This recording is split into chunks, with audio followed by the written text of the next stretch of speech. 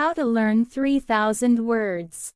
The lesson on Wednesday starts like any other, but today, Jack, a student who usually sits at the back of the class, raises his hand.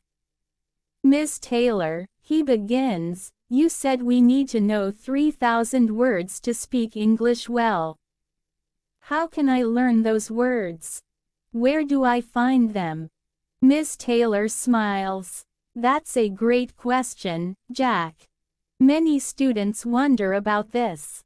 You can find lists of the most common 3,000 words online, but learning from a list isn't always the best way. Let me explain why." She picks up a marker and writes basic words on the board. Some words are easy to learn from a list. These are basic words for things you can imagine or see around you. For example, dog, apple, car, or house.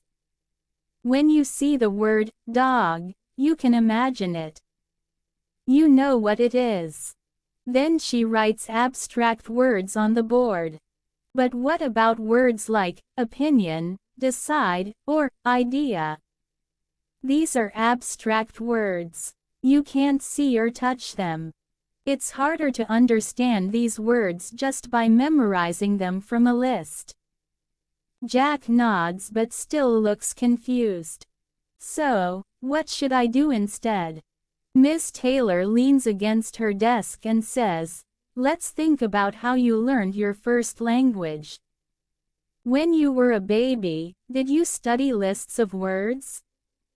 The class laughs. "Of course not," Jack replies. "A better way to learn." Miss Taylor continues, "Exactly.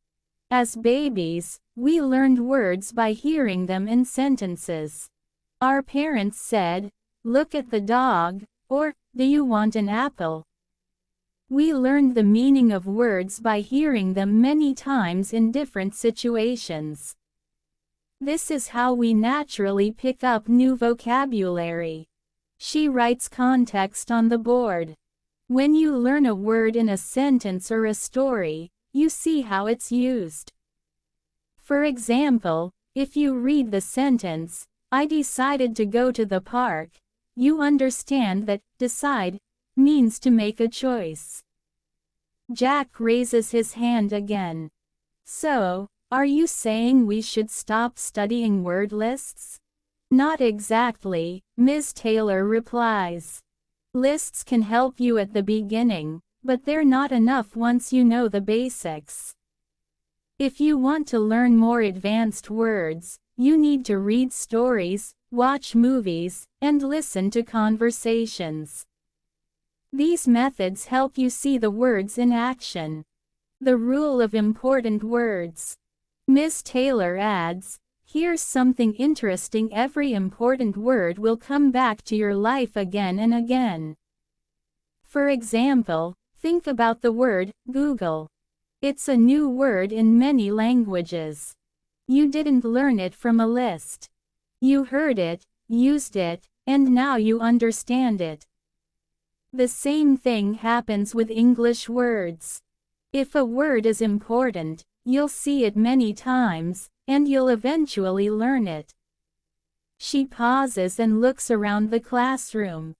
"Do you understand what I mean?" The students nod. Jack says, "Yes, it makes sense. So, I just need to keep using English every day?" "Exactly," Miss Taylor replies. "Read books, watch videos, and talk to people. Over time, the words will stick." After school. After the lesson, I leave the classroom feeling inspired. I think about what Ms. Taylor said and decide to start reading more in English. I go to the library and borrow a book called The Little Prince in Simple English. Ms. Taylor had recommended it before. That evening, I sit down with the book. At first, it feels slow because I have to look up some words in the dictionary.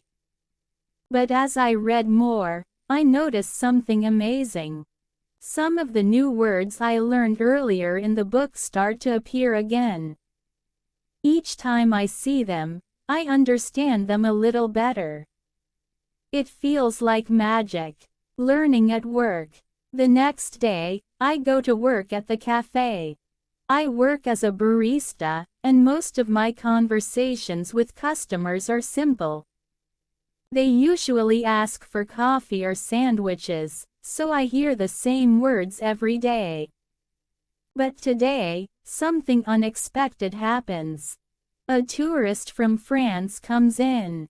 She speaks English with a heavy accent, and at first, I have trouble understanding her. She asks me about local attractions and bus routes. Normally, I would panic, but I remember Ms. Taylor's advice: focus on what you do understand. I listen carefully and catch key words like museum, bus, and map. Using these clues, I manage to help her. She smiles and thanks me. It's a small victory, but it feels good. A little shock. Later that day, a man comes into the cafe. He speaks very fast and uses a lot of words I don't know. I try my best to follow the conversation, but I feel lost. He looks at me and says, "Do you understand?" I freeze for a moment.